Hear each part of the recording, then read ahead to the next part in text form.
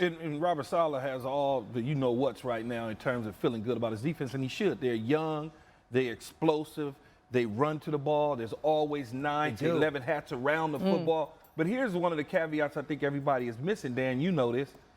This offense all comes from the same tree. He practiced against it. It's the Sean McVay. It's the Kyle Shanahan. So there's familiarity there. And about it hasn't deviated either. It hasn't deviated at all. So when you talk about this team and you look at the Vikings, there's 2 teams that dominate them on the defensive side of the ball. The Philadelphia Eagles, they scored 7 points. Right. And your Dallas Cowboys scored 3.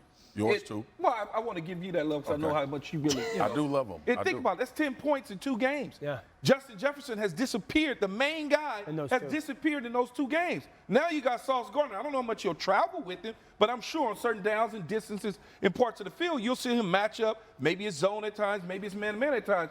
That's why I like it. Yeah. I like it because of those things. Man, that's a great matchup. You think about it, Sauce Gardner versus Jefferson. Whenever that does happen, I love it.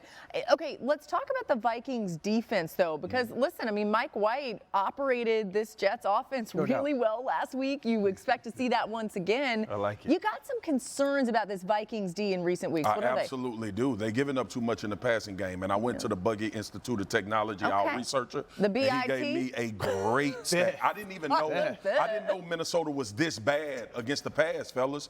They've given up 43 explosive plays over 20 yards in the passing game. And when you think about what Mac Jones was able to do, you think about Dallas putting up the type of numbers they put up. And we've been so enamored with Justin Jefferson in this offense that they've kind of fell by the wayside talking about this defense and how much they've been giving up. And as we start to cut the mustard on these teams and we find these weaknesses, because that's our job, to find what teams don't do well and what could hinder them from getting to where they want to be, this pass defense is a real issue for the Minnesota Vikings. Hey, cut the mustard, what is that? That's like when you cutting off the things that are good and the mustard is sour. So we're trying to find the sour things about these teams. I thought custom mustard was but like I what like I did mustard. on Monday Night Football. Well, yeah, Dan, you did that a lot. Only the Lions. When you put it. When you put it. No, that's cutting the cheese, Dan. It's not mustard. You can't put on that cheese. Booty.